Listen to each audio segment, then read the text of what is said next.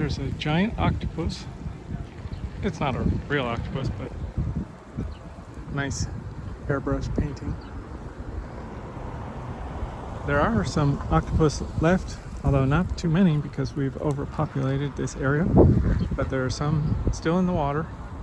There are a few small ones left, but most of them are gone, eaten, fished out, and we continue to overextend the, overfishing basically is what it's called.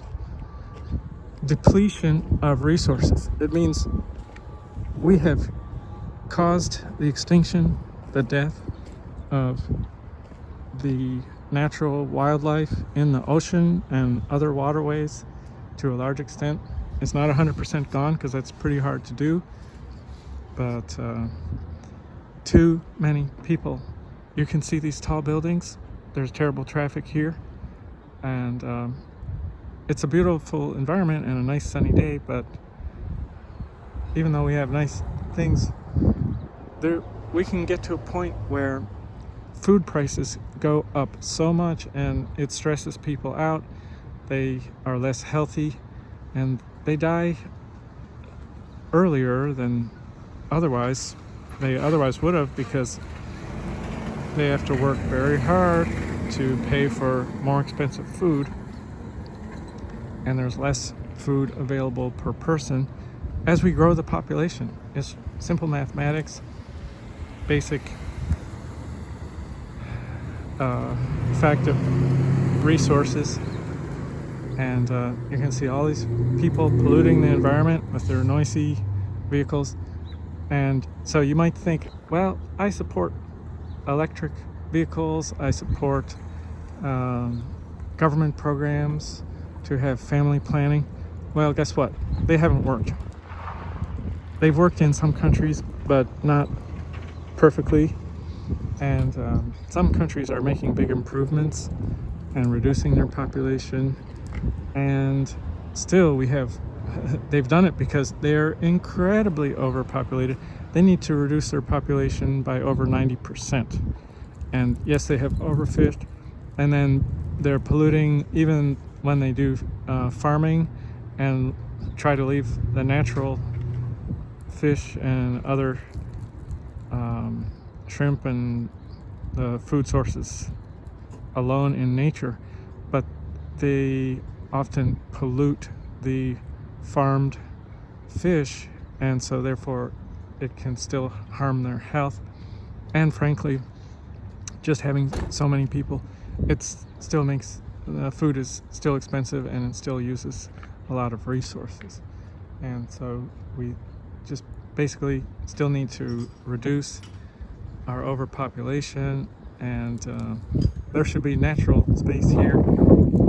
So the topic of this video is basically, since we do have too many people, the question is, personally, is it a good idea if you have children, I have children, who should be having children? So it's sort of a hard question. It would be beneficial if your population in your country is not growing and it's slowly decreasing, then that sounds like a fine situation. So you could have 1 child, 2 children, as long as you are capable of caring for the child through its entire life. If it's not healthy, or if they are not healthy, you must be financially capable.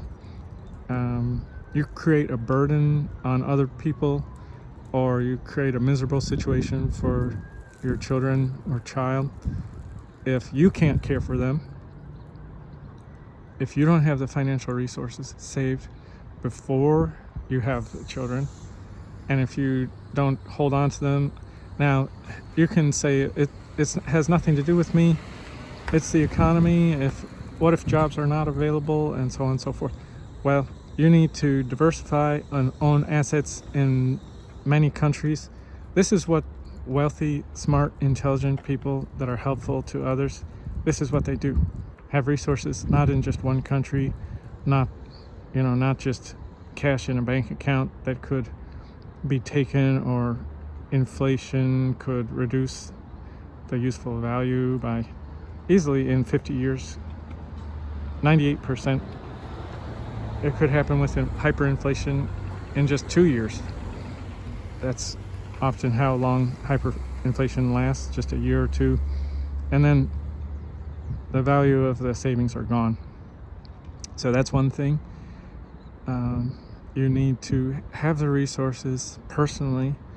Don't rely on other people, because if you cannot care for the child, you're creating a burden. And a lot of people support programs. They say government programs, they can, pay for the children and pay for school lunches and pay for education, pay for childcare. We're just going to have government programs do it. Well, guess what?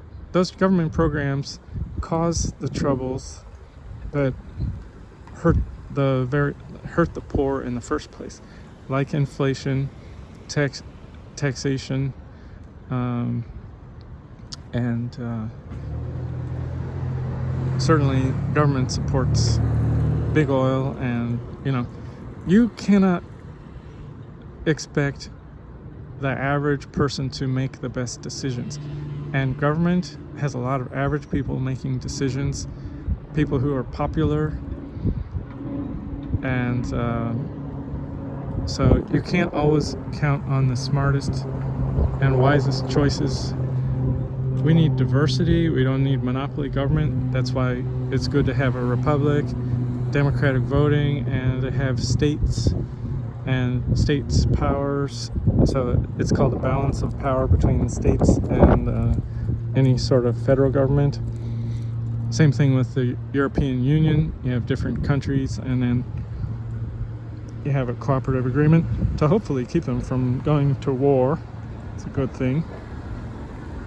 So there are good things and bad things, but you need diversity, separation of powers, and separation of territories with individual leaders and definitely individual rights. So now, some more personal decisions and personal factors that will help you decide not to have children. For example, if you don't get along with your parents, or you don't get along with either your husband or wife's family, or if you're not married, if you don't have a long-lasting beneficial relationship with somebody of the opposite sex, you shouldn't be having children. You could adopt children if you have the resources and the money, and but if you have mother and father available in your household to take care of the children, so the children can learn the perspective of males and females, and understand and do well in life, and stay out of jail, and stop from having mental health problems and other problems. And so, as I said, if you don't get along with your family, you should not be having children. No. Don't, say there's some major health problems or behavioral problems of your parents, or the parents of your wife, and you have conflicts. That's a reason. Okay, since we have way too many people on the planet, then okay, please just don't have children that are causing trouble in the future.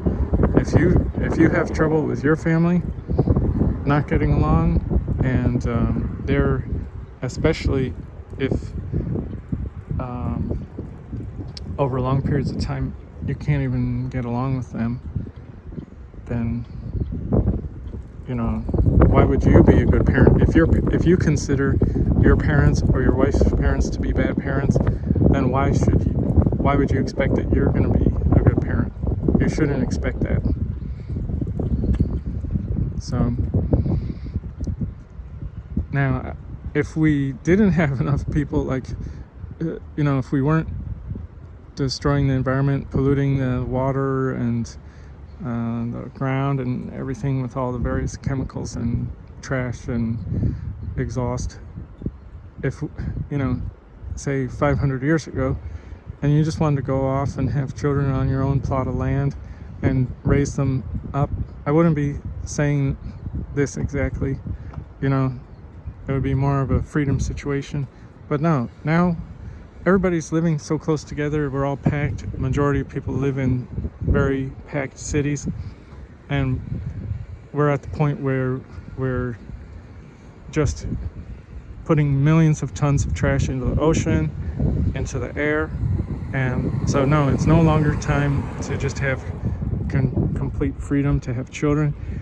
Now, when I went to graduate school for education, I talked to the future teachers that I studied with, and a lot of them said, we need some kind of voluntary parental licensing so that we know that, you know, you're going to raise reasonable children that aren't criminals and aren't causing trouble, because we have so many trouble students, especially in the public schools. Oh my gosh. Okay, that's another thing. If you went to public school and you plan to send your children to public school, you're basically, through government, it's enforced that people pay taxes, property taxes and other taxes, to send the children to school. Whether they have children or not, the taxes are enforced, so it's a forced situation that other people without children pay for the raising and education and the school lunches. So the food, education, and daytime shelter is forced on other people that do not have children, or maybe they have older children, whatever. So it's a forced situation. So lack of freedom. That's the public school system for you. And it's a self-perpetuating curriculum.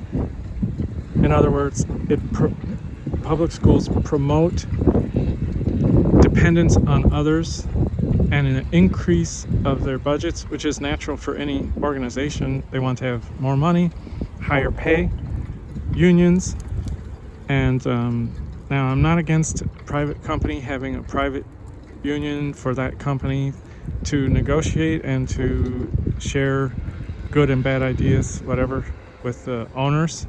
So I'm not anti-union, but I'm anti-force. And so if unions force themselves and use force to take resources, I'm against that. And public schools definitely do that.